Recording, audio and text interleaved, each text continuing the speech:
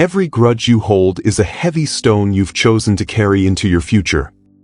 If you feel weighed down by past betrayals and find yourself replaying old arguments instead of building your dreams, this story is for you. Today, you'll learn the emotional debt settlement, a practical system to release the weight of the past and finally claim your mental freedom. Have you ever woken up and felt a heaviness in your chest before your day even began? You try to focus on your work, your goals, or your family, but your mind keeps drifting back to a person who wronged you. A partner who lied. A friend who vanished. A boss who took credit for your effort. You think that by staying angry, you are somehow punishing them. You think your resentment is a shield. But the truth is, your anger is a prison that only has one inmate: you.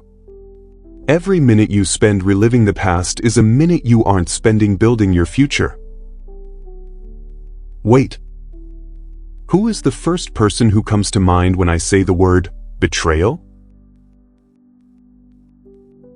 Meet Elias. Elias was 35, sharp, and once had a thriving design firm.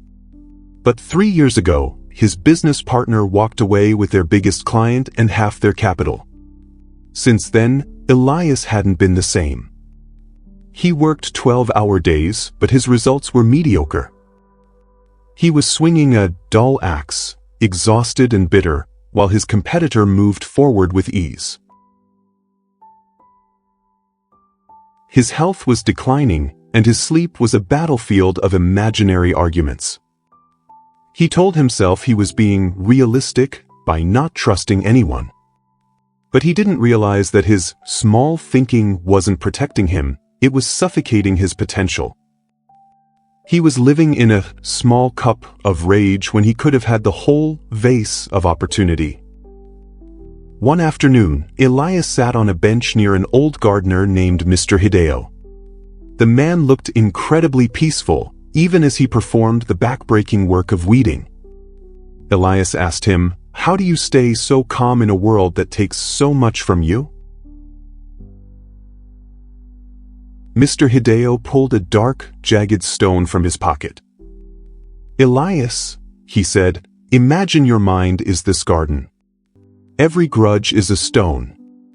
If you keep collecting them to remember the pain, eventually, there is no room for the flowers to grow." He pointed to the empty lot next to the park. Most people fail to build a magnificent life because they are too busy guarding their pile of stones. Is your anger hurting them today, or is it only destroying your garden? Mr. Hideo explained that forgiveness isn't a gift you give to the person who hurt you. It's a debt settlement you sign for your own freedom. He taught Elias the 3 laws of the emotional debt settlement. Law number 1, the narrative audit. Most of our pain doesn't come from what happened, but from the story we tell ourselves about why it happened. Elias told himself he was betrayed because he was weak. The audit requires you to separate the fact from the fiction. The fact, the partner left. The fiction, I am a failure because of it. Law number 2, the 10-minute release. You cannot think your way out of a grudge. You have to practice your way out. Every evening at 8 p.m., Elias had to set a timer for 10 minutes. For those 10 minutes, he would write down exactly what he was feeling, no matter how ugly. And then he would write one sentence. I release the requirement for this person to make it right. Quick recap. 1. Separate fact from fiction. 2. Stop waiting for them to apologize. Law number 3, the vase expansion. Mr. Hideo told Elias, you are using your limited water to keep a dead plant alive. This law requires you to pivot your attention. Instead of looking at the empty lot of the past, You must spend 1 hour every morning building a new skill for the future. Forgiveness is an active practice, not a passive feeling.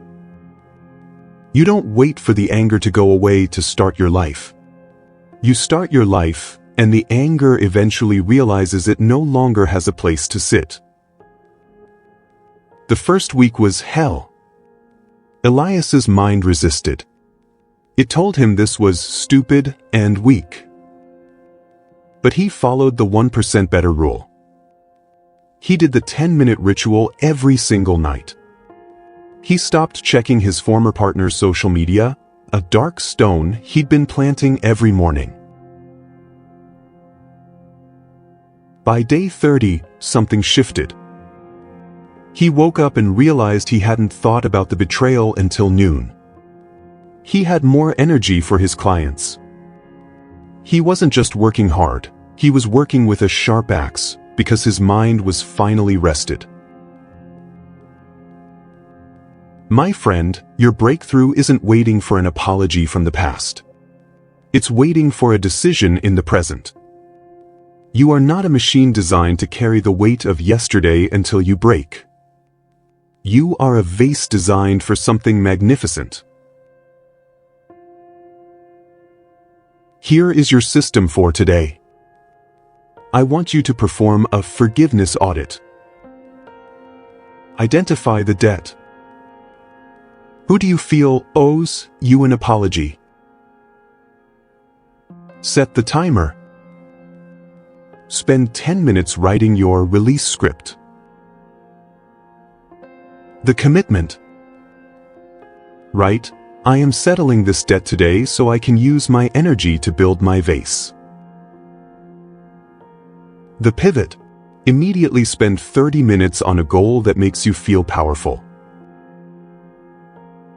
Remember, the size of your life is determined by the size of your thinking. Stop living in a small cup of resentment. The vase is waiting. Fill it. If this story gave you the permission you needed to let go of a heavy stone, give this video a like and subscribe to join our community of people who refuse to be defined by their past. Let's grow together.